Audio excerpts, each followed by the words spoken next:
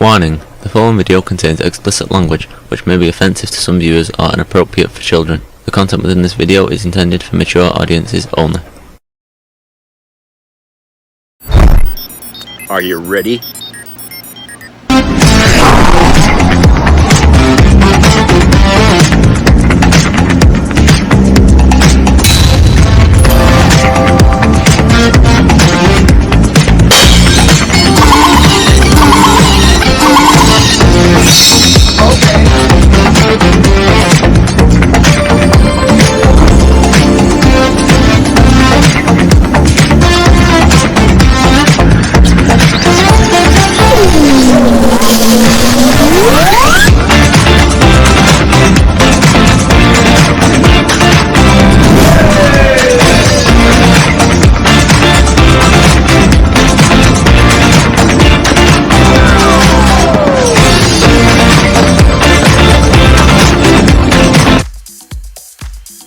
Hey everybody, it's Jeff.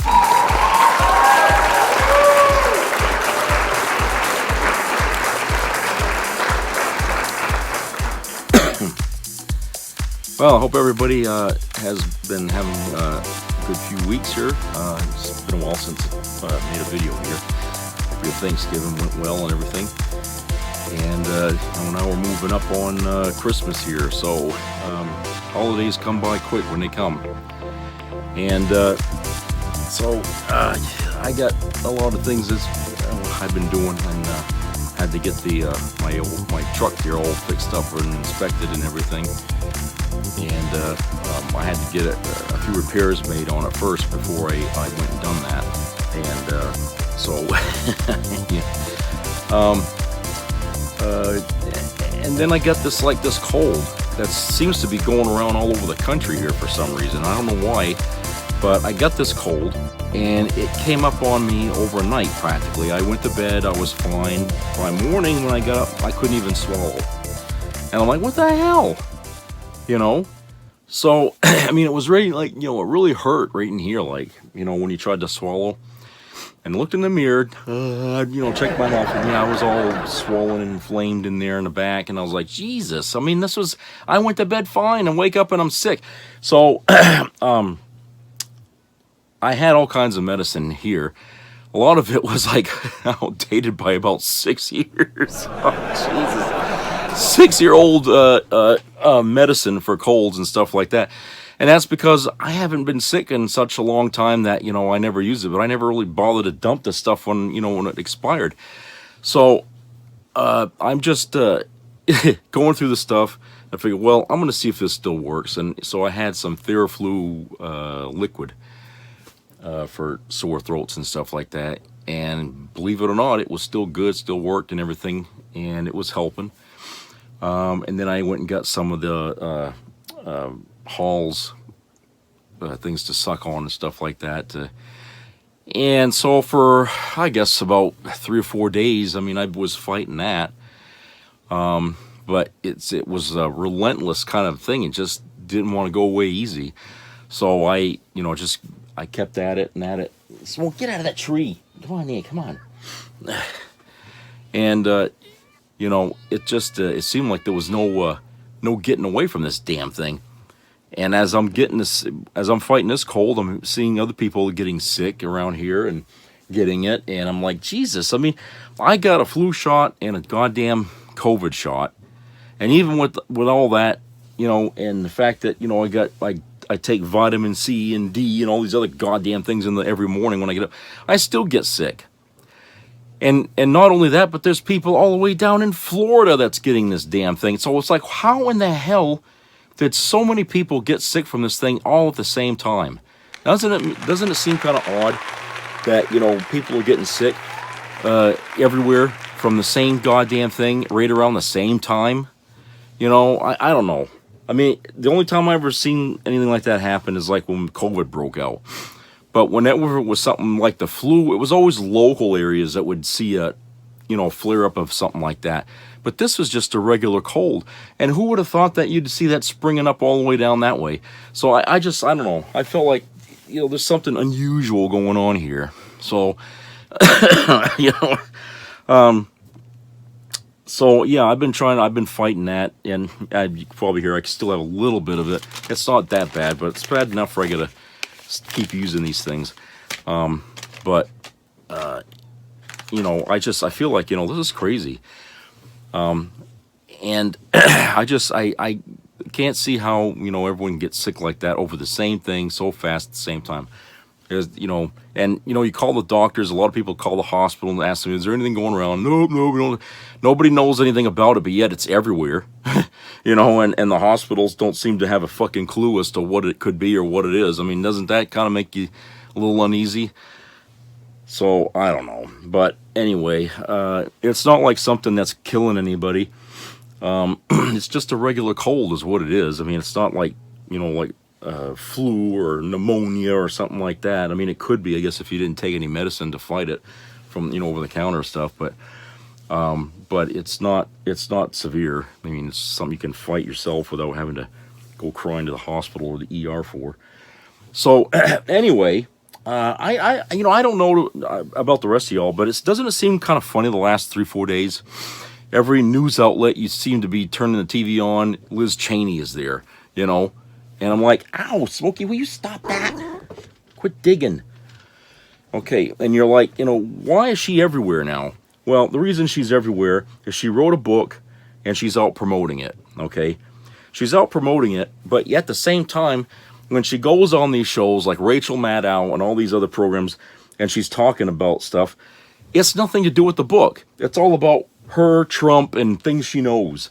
Okay, and I'm thinking, well, is this thing really about her promoting that goddamn book, or is she just taking advantage of the opportunity that she wrote a book and everybody wants to talk to her, and she's sitting here using the opportunity to just kind of repair her image, as it were, with people? Because, look, right now she's persona non grata, okay? She's out there all on her own. The Democrats don't like her, the Republicans don't like her, so she's on her own, and she's got a hell of a lot of damage to repair if she wants to stay in politics, okay? Which I think she does. But she's not going to be able to do anything in politics unless she can get a base.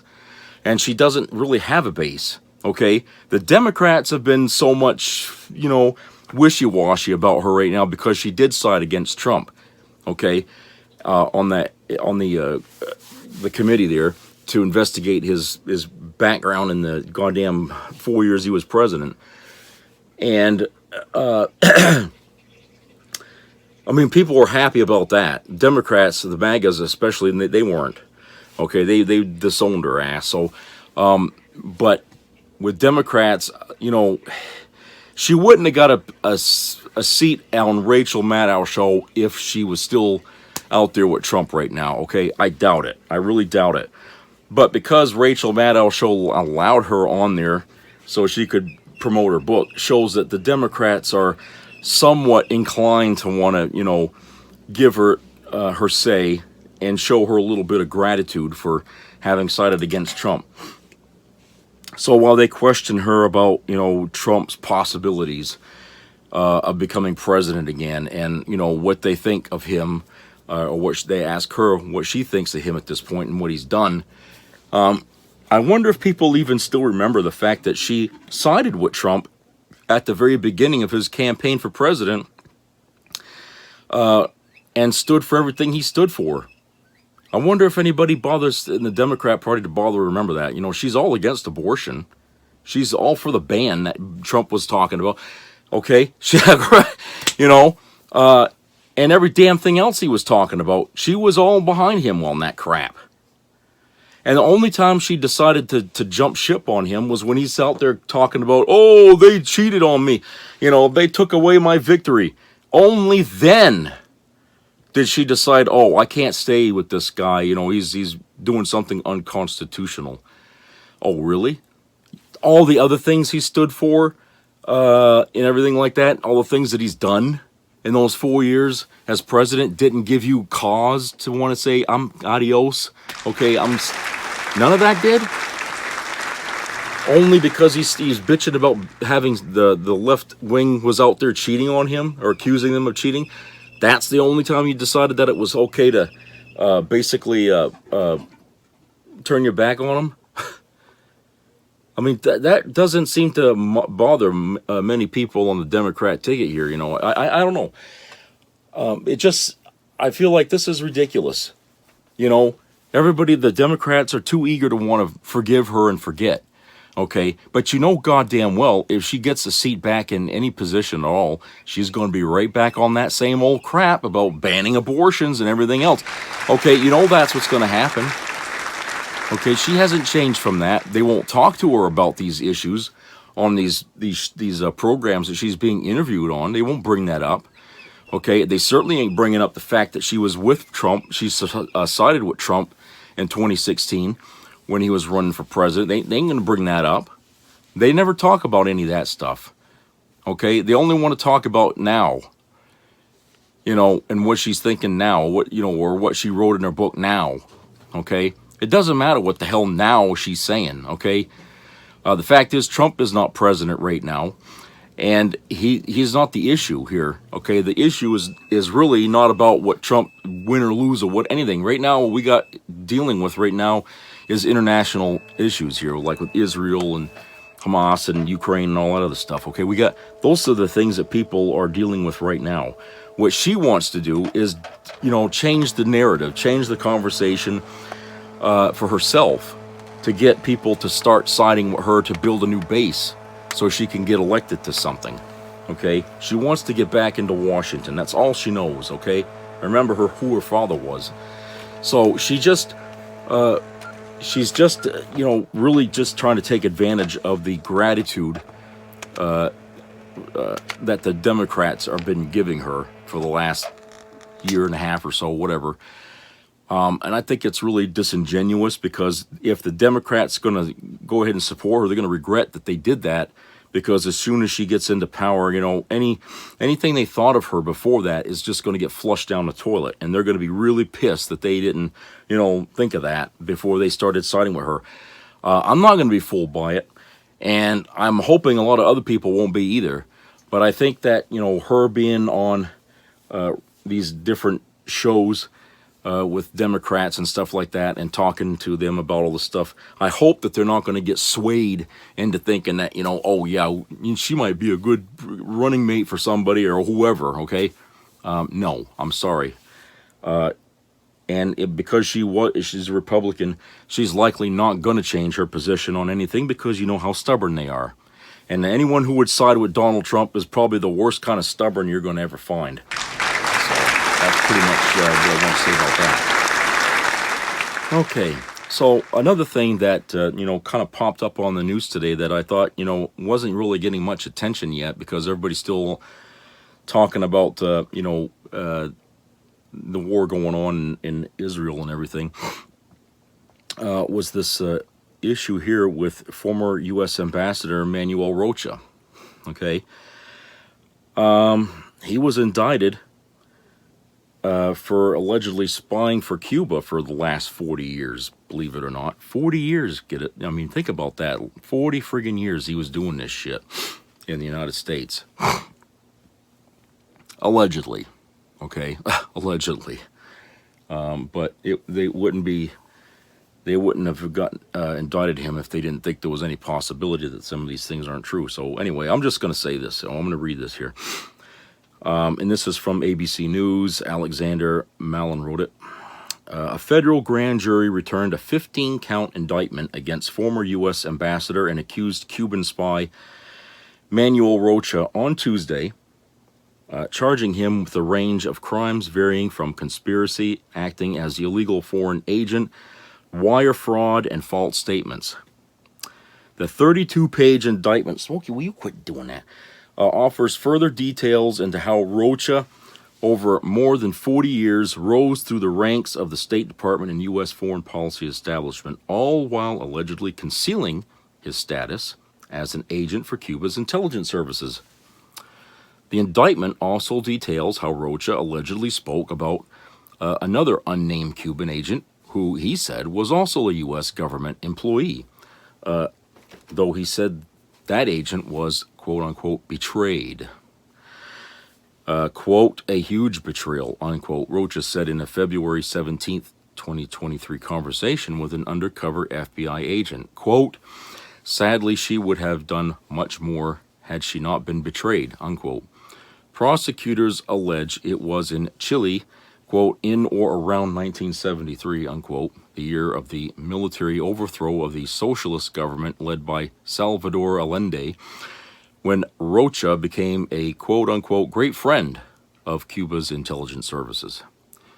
8 years later, he applied for an appointment with the U.S. State Department, affirming that he was not acting as an agent of a foreign government, his first of many lies that would continue for decades, prosecutors say.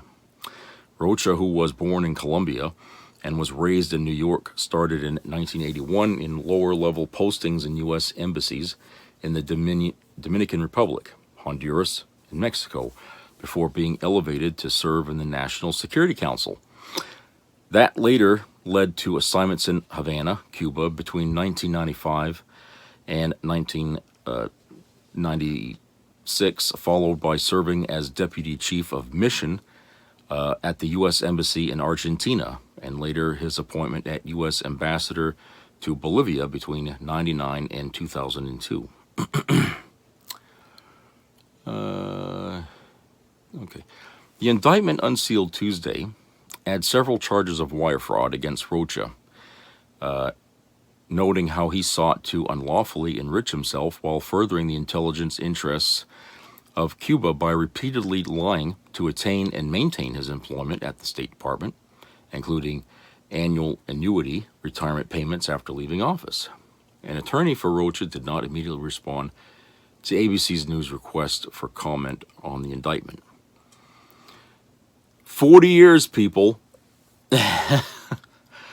I can't imagine how somebody like this could have gotten by so. I mean, you know, it seems to me like certain people had to be asleep at the wheel here, unless he really wasn't doing anything. You know, spying for Cuba to gain what? You know, what the hell did they need from Cuba? You know, it's just I don't know. I find that really weird. You know, that we have this story come out today. Today's Tuesday, the day the story broke, and you don't see anything about it really on the fucking news. And I'm like, why? I mean, we're all sitting here talking about, you know, what's going on in Israel and stuff like that. But this should be a big story here as far as I'm concerned, because we're talking about, you know, a guy who you know, broke through our national security, okay, compromised it.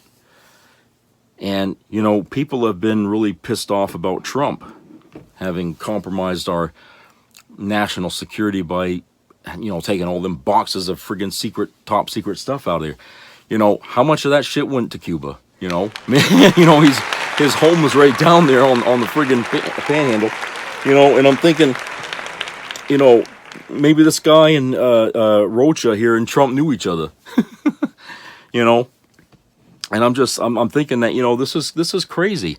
You know, the more we think about things, it's like, you know, our government really isn't as airtight as we want it to be when it comes to protecting our secrets and interests and stuff like that. It really isn't. And when you look back and you think about all the other spies, like Aldrich Ames and, you know, and Robert Hansen, and you think about all these people who got caught over the years, okay, you know, it makes you wonder, you know, there's a whole plethora of times when people have been caught red-handed practically, selling secrets to Russia, Cuba, whoever, you know, China, whoever wanted it, okay, because they want money, essentially, is why they did it. I mean, it's not so much about loyalty to the country. It's about, oh, I got a huge Visa credit card that's, you know, the balance is way over the limit. You know, I got to pay it off, or I got to do something, or I need a new boat, or I need a new house. I need 3 more fucking cars. You know what I'm saying? It's greed. People do it for greed. I mean, their loyalty to Uncle Sam only goes as far as their wallets will permit. Which is sad, because, you know, that means, you know, what do you got to do? You have to buy these people's loyalty. You know, instead of putting their hand on the good book or something like that, you got to pay them to keep their mouths shut. You know, protection from at the highest bidder. You know, I don't know. But it seems to me like these days that's what it really is about, is that they just won't do the right thing unless there's money in it for them. Because they certainly ain't happy with what they get paid for to do their job, which is an issue that comes up a lot with these spies that get discovered. Because if they were getting paid enough, then they probably wouldn't have gotten involved in selling secrets in the first place. But the thing is that we got a problem. Our country leaks like a sieve. And, how can we ever be sure about anything when we talk about national defense? The fact that we created a whole organization, after 9/11 to supplement the FBI, the CIA, Homeland Security, which to this day, many people to this day have pretty much forgotten the fact that we didn't need that outfit before. And it was only because of a screw up in Washington, in the White House, that, if you want to believe it, that they said, "Oh, we didn't know anything that was like this was going to happen," when it was spelled out right on the cover of a fucking report that, it said Osama bin Laden determined to attack, within the United States. And that didn't raise any red flags with people. No, because of that screw up, they decided, let's make a whole brand new division of security in our government that's going to feed off our tax dollars, okay? Sort of like what Donald Trump did when he decided to create that Space Force thing that, he made, like we needed that, okay? As far as I'm concerned, we didn't need it. We still don't need it. I don't know what the hell purpose they got. NASA and the Air Force have been doing fine all on their own, taking care of any needs that we have concerning satellites or whatever, okay? The Space Force is just something that, I don't know. Anyway, like what I'm saying, it's just, weird things popping up like that. And, I'm kind of wondering, is there going to be anything new coming up here because of all these things, these stories about people spying and getting caught and all that? Is the government preparing to create some other new agency that we're going to have to fund with our tax money? Don't we give enough money to the government as it is, military and any way? We pay our tax. Well, okay, some of us pay our taxes. I'm not going to say all. The rich won't. But maybe if the rich did, we wouldn't have to have all these other agencies out there to protect each other from problems. Okay, we wouldn't need this extra Homeland Security. We wouldn't need this extra section of military for space stuff, to do things. But the fact that, the rich assume that because they're rich, they should get a free ride in this country, which is the very definition of being useless, and yet they're accusing people on welfare that, they're useless because they're drawn from the government. You guys are drawn from the goddamn government too, just by not paying your fucking way in the government. You're drawn from it, okay? You're not paying your taxes. That's the biggest way not to do it. Damn, it's like you're working for nothing, okay? You don't have to work. You don't even have to get out of bed if you don't want to. It's like, Jesus, what? Everybody would like to have a job like that. And be a millionaire. So like I said, it's really crazy that here we are, and we all know. I don't think we talk about it much, and we should really talk about it a lot on TV or on these different talk shows about the state of our national security over the last 10 years. We'll just take 10 years, the last 10 years, and just say, how is that compared to the previous 10 years?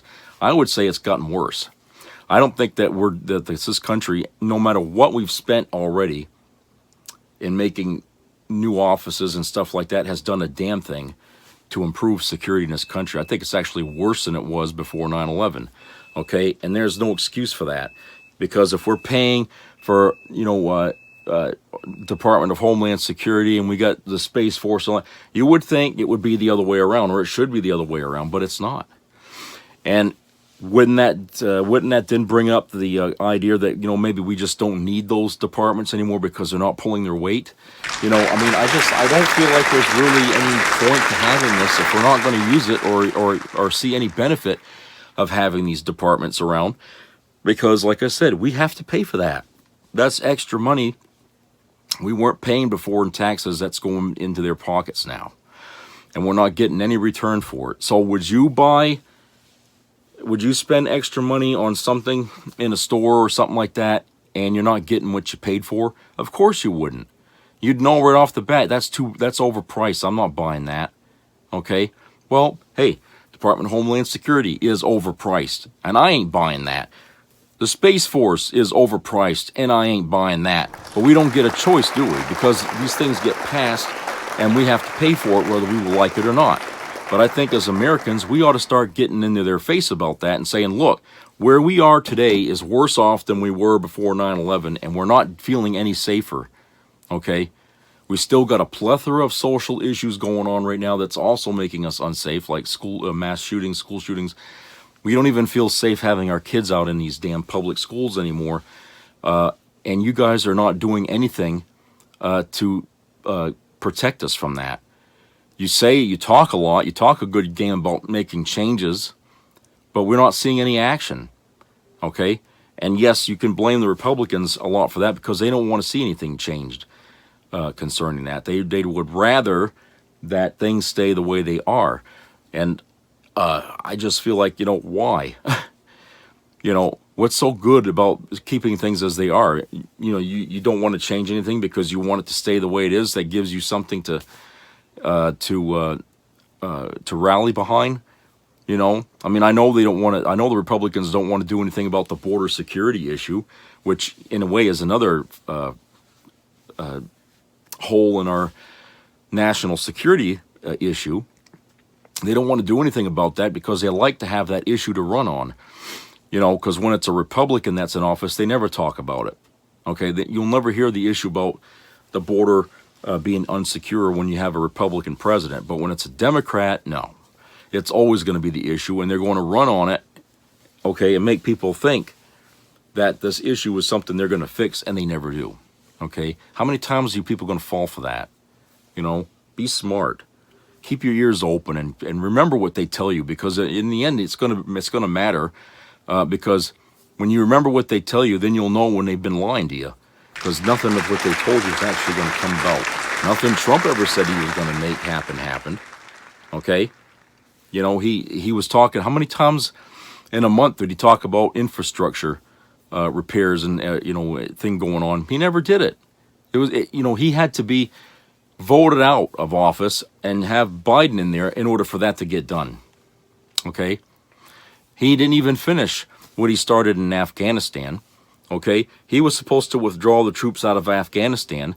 Instead, he went halfway into that and then decided, well, I'm going to let Biden take care of the rest of it. And then Biden was left with having to pull the people out of Afghanistan. And when it didn't go the way everybody wanted, they blamed Biden for the total failure of it, when it was Donald Trump who started that process and didn't finish it. Okay, so like I said, it's you have to remember what people tell you, and hold them accountable for it.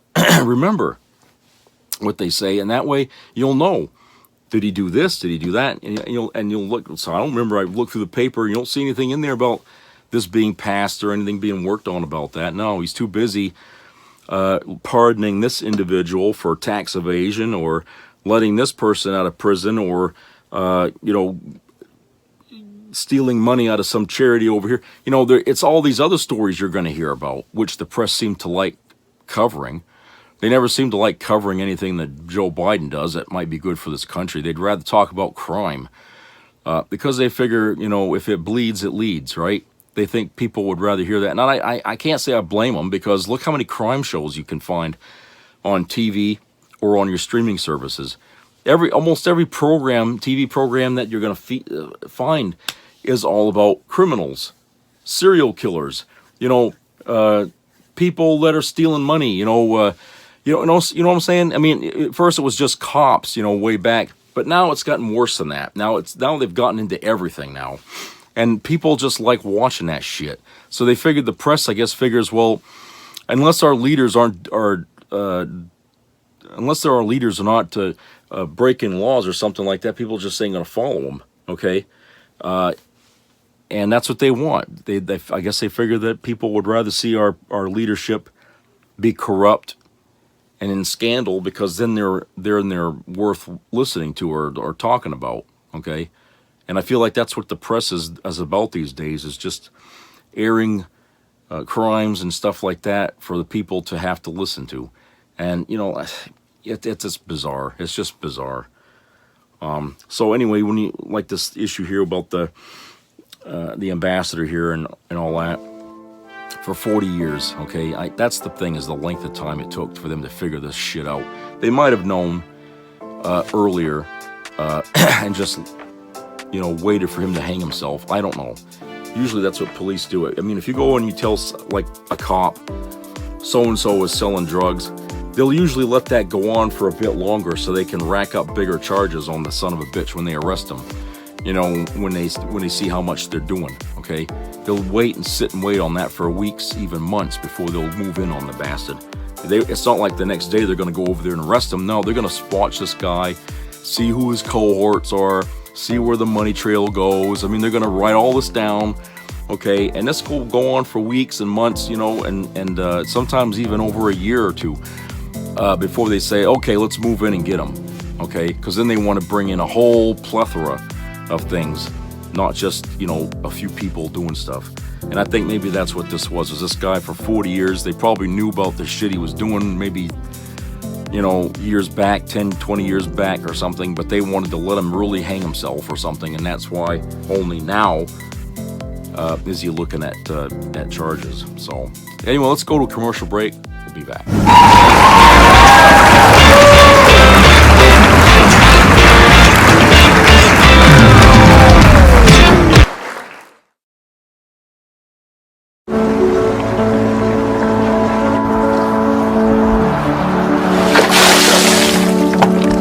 This is me. This is me.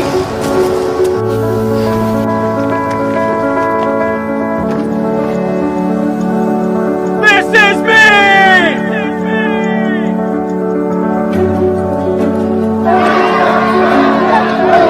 This is me. I'm Alex Curtis. I'm a lobsterman in Maine, and this is me. I'm Ruth McLaughlin, and this is me. I'm Eric Hopkins. I'm an artist, and this is me. This is me. Me. This is me. This is me. This is me. At the end of the journey, the main thing is you. Original. Oh, Donald, you're broke and busted. A fraud, a con, a low-rent rip-off artist. We've always known it. So have you. Now America knows it. The courts are shutting down your crooked shell companies in New York. Bank fraud, insurance fraud. You know those are crimes, right, Donald? They're dissolving the whole Trump Organization scam right from under you. Bankruptcy won't save you this time. You'll have to sell off everything.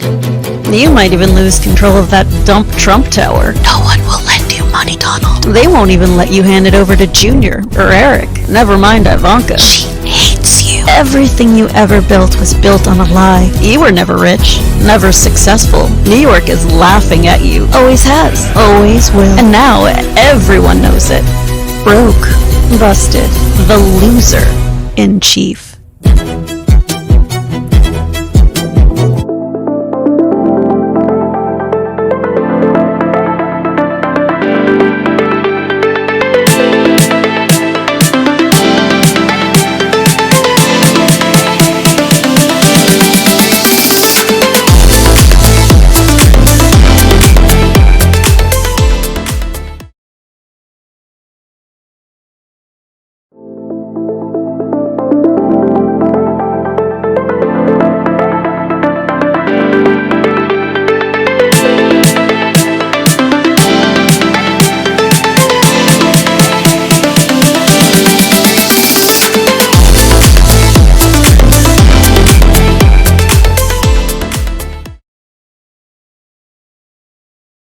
Infrastructure. Nobody can do that like me. The infrastructure is very easy. And infrastructure will get that done easily. We're going to put up one of the big and great infrastructure bills of all time. We'll call it Infrastructure Week. Okay, here we go. Yeah. Bravo. Be a part of the entertainment value of a lifetime.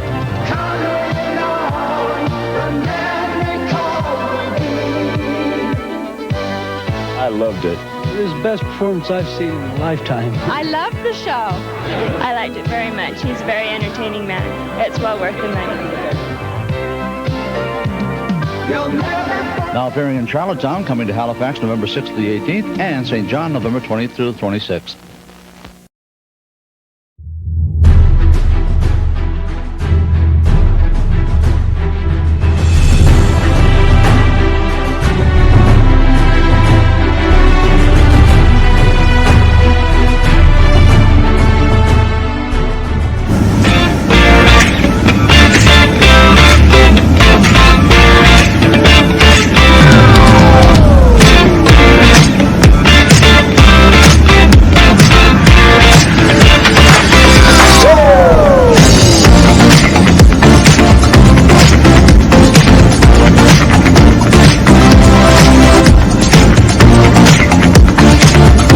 Welcome back, everybody.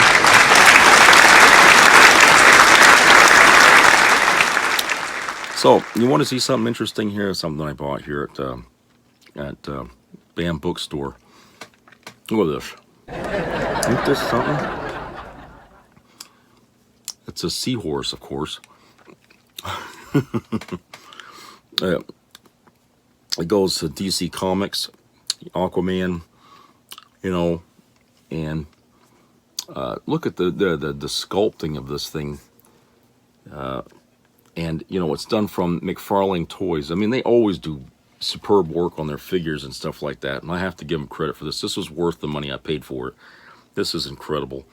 Every little detail, you know. Oh, I put these on here to keep the figures on, but and the fins back here, they move. But when I saw this in the box, like, oh, this is incredible. I love how this looks and everything. Oh, it's really nice. So I bought it. It was $39 something, $39.95, $99, something like that. But it was worth it.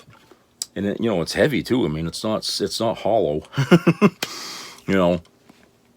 So when something like that is not hollow, it's not a clamshell, and it's solid like that, it's worth the money, because you usually get a good thing, a good buy with that. But yeah, it's pretty nice. I liked it. So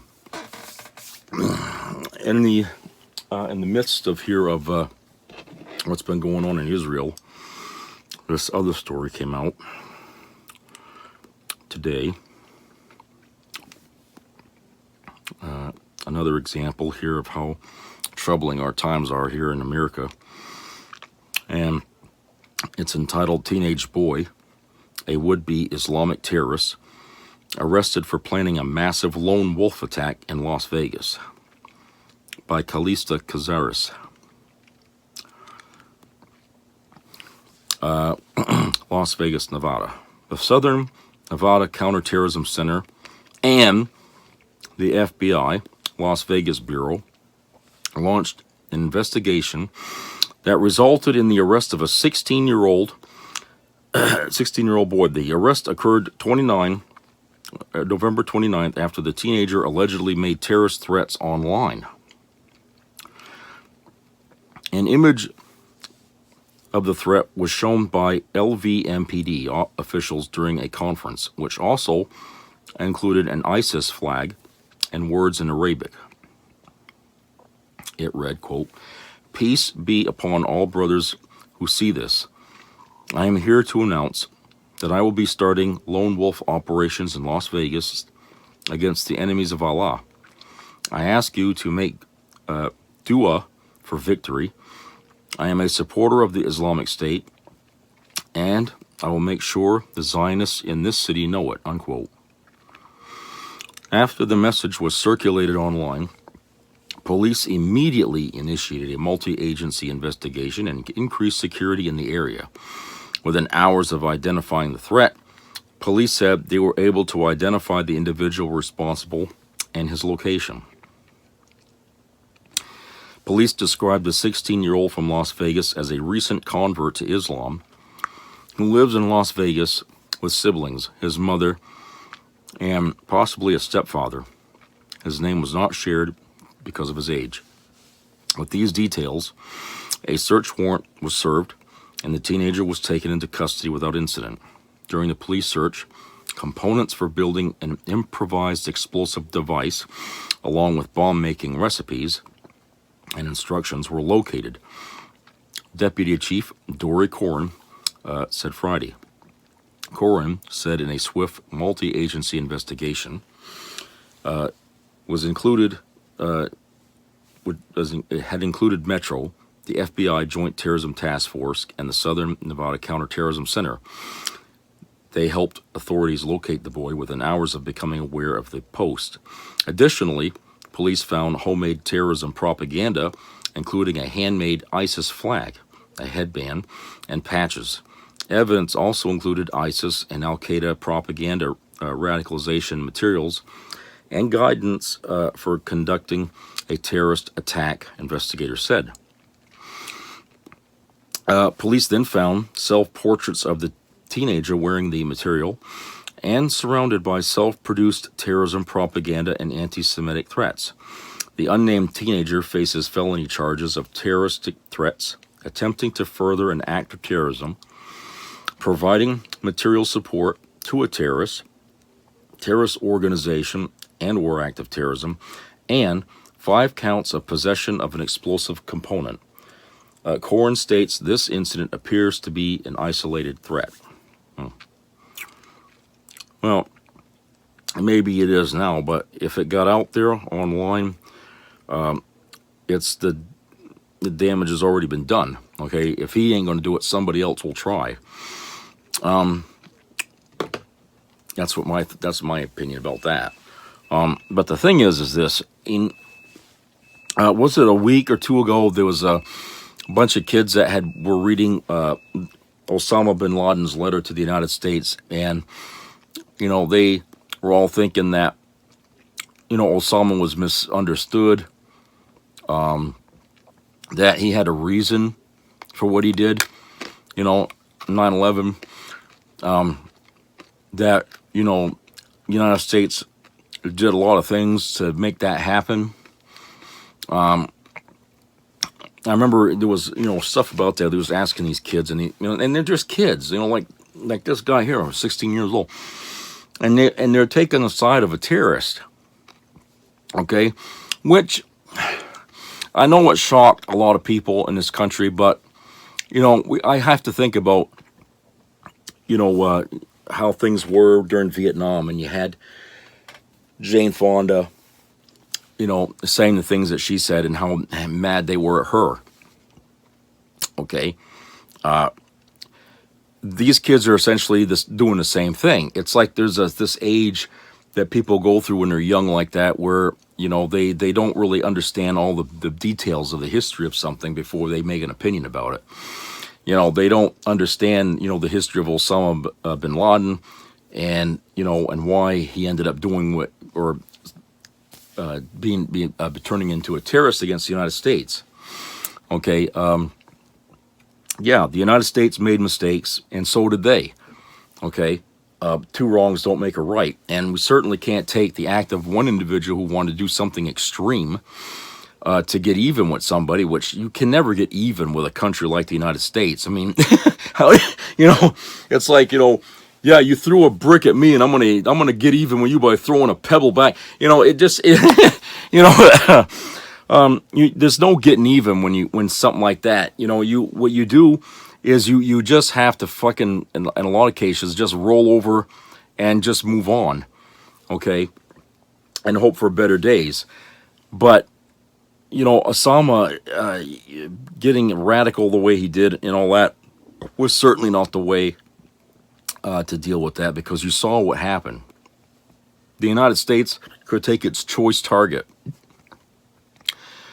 to retaliate. Yeah, you know what I'm saying? It doesn't matter where you are or what country. They're going to just hit something and destroy it, because we can. You know, we're not like terrorists, where terrorists have to, you know, can only get so many things you can get, because their resources are limited, and they have to selectively choose a target. The United States can pick a target. Wherever they want to hit, they're going to hit and destroy. Okay? Doesn't matter if you're even there. You know? And as it turned out, we went after Iraq, and we know the whole that friggin' ball of wax was all a mix-up and a mistake. But we went into Afghanistan, and we stayed there for 20 years. And, you know, it really, did it accomplish anything? I don't think so. I mean, yeah, we got Osama bin Laden, and it was a big victory for the United States, but I knew even then it wasn't going to end there. It just wasn't, because things like that are always larger than just one man. And so I knew that, you know, we would be there, and we stayed there for a long time after that. And we tried to bring some sense of order there. I mean, for 20 years, though, I mean, the people in Afghanistan got to experience some things. You know, the women got to be able to do things they couldn't do before in that 20-year period. You know, they were able to go to school and have jobs and kind of experience a little bit about how women live in this country.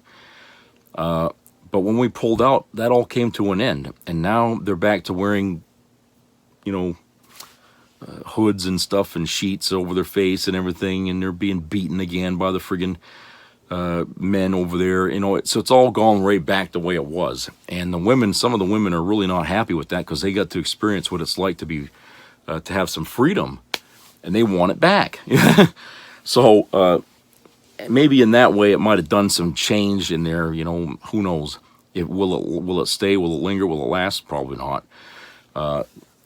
But it's sad. I mean, because like I said, there were in 20 years, you had kids that grew up in that 20-year period who don't know anything other than that freedom that they had. And now that all of a sudden they've been put back into the way it was before, it's like, you know, you took away something they didn't even realize they had, and now you've taken it away from them. These people are going to be pissed. Okay, it's not like they lived through those. It's not like they lived through a period where they didn't have anything, then got something, and then lost it. No, they were born into something that they had and then lost it. Okay, that's a whole different way of looking at things when you're a generation that grew up during that 20-year period. So, you know, and so that's what kind of happened there. But the young people today, you know, like this kid here, obviously thinking that what he's doing is patriotic, I guess, for lack of a better word. I don't know what you'd call it, but thinks he's doing something right. Because he came into the game too late. He's 16 years old. He ain't been around long enough to really understand the nuances of how things were before he got here. And given time, he probably will as he gets older. When he's in his 30s or something like that, then things will probably dawn on him that, hey, I was wrong back then when I was 16, But it's when you're 16 and you're born into a world doing this stuff, and you don't know why it's happening. You just know that it looks bad, and people are suffering, and kids are dying, and you're thinking, oh, the big bad, this people here doing this to them, it's all wrong. Well, okay, it looks like that when you just get into the game, but you haven't been here long enough to know. Okay, stay here a while. I'm 52 years old, and when I was younger, yeah, things seemed a little more black and white then. That's only because I didn't see the shades of gray in between. And you have to wait for that. You have to keep reading. You got to do your history reading and stuff like that. Which is why the right wing is afraid. They're scared as shit, about history. They don't want kids reading that. They want the kids to just be as ignorant as they were when they were born into this world and stay that way, because they're malleable. They can be told to do this and that, and they'll agree with it wholeheartedly. But if they know anything about the nuances of what went on before they were born, that might sway their grip over their hold over these people. And that's why they don't want these these people today, these kids today, to know anything. Okay, so it's a bad sign of the times when you have things like this happening, and it's like, you know, what do you do? You can get mad at the kid all you want, but then at the same time you got to say, well, look, he's 16 years old. What the fuck does he know about anything? Okay, he doesn't know. I mean, could he really understand who started what, the Vietnam War? You know, why that happened, why we're there? No, he doesn't probably know that. You know, I'm sure he doesn't. You know, he probably doesn't know all the details about what happened in World War II. He doesn't even know how that started. You know, those are the things I'm talking about, because they haven't spent enough time on this planet here to actually study a little bit about the history of things. And if he did, he probably never would have done this. Okay, he never would have done this. And unfortunately, in today's climate, in our society, we can't afford to just, you know, say, well, we'll let the kid grow up and learn along the way. No, because the kids today will react immediately. I mean, that's why they're out there shooting each other, right? They don't think before they act. They just do. So when you see a story like this where a kid is talking about making bombs and stuff like that, and he's fighting for Allah and all this stuff, okay, you can't take the risk and just sit back and hope that the kid will grow out of it, you know, because then you'll be seeing a friggin' car bomb go off somewhere near a building and half a building being blown. You know, you can't do that. And unfortunately, we got to take these kids in when they're like this and control them, because if you don't, people could die. You know, unfortunately, that's the way it is. I mean, they're just kids. I know that. And a lot of people don't like the idea of our government rounding up children and putting them behind bars and stuff like that. But what else can we do? You know, because apparently the parents aren't there to be able to correct these kids, right? I mean, if I had a son or daughter and their bedroom was filled with paraphernalia of things like ISIS and terrorism and Osama bin Laden's picture everywhere, you know, I would say, look, come here, you, and sit down, and I'm going to talk to you about something here, okay? How many parents bothered to do that? You know, apparently this kid didn't have any parents that bothered to do that. So you don't want to put this kid back in that environment where he's open to do whatever the hell he wants. And then when something happens, the parents are like, I never saw the signs. I didn't know that was going to happen. You know, you don't want to hear the same old story when you got 50 dead people out on the fucking street, okay? You have, the law enforcement is the only option left. They have to go in there, move in, and take this kid out. You know, not take him out, but just remove him from the area where he's going to have the opportunity to do damage. You don't want to leave him there. Okay, that makes him dangerous. Now, what they'll do with this kid, I don't know, is going to be any different. If they lock him up for X amount of years, he's just going to feel like he was right all along, and that our government is trying to oppress him. That's the way he's going to look at it. But if they take this kid and they put him someplace where he can understand more about what the hell is really going on, and be rehabilitated or something, and taught some things, maybe that might be the better avenue. I don't know how they're going to deal with that. I really don't. I mean, what do you do with a 16-year-old boy who wanted to blow up something? How do you correct that so the kid comes out thinking that he was wrong, so he knows that he was wrong to even suggest such a thing, you know, or to come up with things like that? I mean, how do you know, what do you do? Because, you know, our justice system, the punishment system of that aspect of what we do in this country doesn't allow for rehabilitation, okay, unless the prisoner demands it, you know.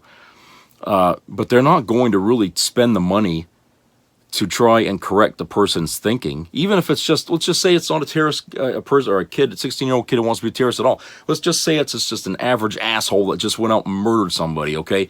Do you think they're going to take that person, put him in a cell, and just say, okay, now we're gonna rehabilitate you so that way you won't do that again? No, they're not going to do that, because it costs money, you know, to put them to have that a counselor or whoever come and visit this person every week to try and pound some sense into their head. Okay, it's not. They don't do that. They don't want to do that. They just want. They think that putting them in the cell is the answer. And a lot of times when they are in there, they come out, they're worse than when they went in. Okay, they learn all new tricks and everything, and they try to use them. I don't know how many times where people have been repeat offenders and they go right back in there. Okay, it's because they're not being rehabilitated at all. They get in there, they're hardened by the other inmates that are there. Okay, they develop new survival skills and they become more callous about the wrongs that they do. So when they come out, it's easier for them to commit the crimes they committed before. They might even go a step further. Okay, I'm not saying that happens in every case, but I would say that a large percentage of it, that's what does happen. Okay, fortunately, you know, for some people, while they're there, they do take the time to try to figure things out and understand they were wrong. Okay, but they do that on their own accord and not by any help from somebody else. Okay, and I wish that it was, you know, we would take that time to, you know, especially with people this young, 16 years old, and try to do something for them while they're still kids, while they're still, you know, you could still correct them in some way. They're still growing up. That maybe there might be a possibility that, you know, they could, you know, rehabilitate and become productive citizens again. I'm hoping that they can, at least with this one here. So time will tell, I guess. So anyway, I hope everyone has a great rest of the week. So please subscribe and comment, and keep your ears open for any COVID news out there. And try to treat each other nice and be respectful. It helps a lot, especially when you know, people are feeling down as they do in this time of the year. You know, when holidays are around, and some people don't have family to go to spend their holidays. You know, a lot of them are. I think at this time of the year, you're probably going to find a lot of psychiatric wards that are full of people. You know, at this time, because they just, you know, they feel like they've got no place to go or something. So, you know, please just try to spread some kind of cheer around. It's really needed for right now. And I will talk to you again later. So take care, everybody. Bye-bye.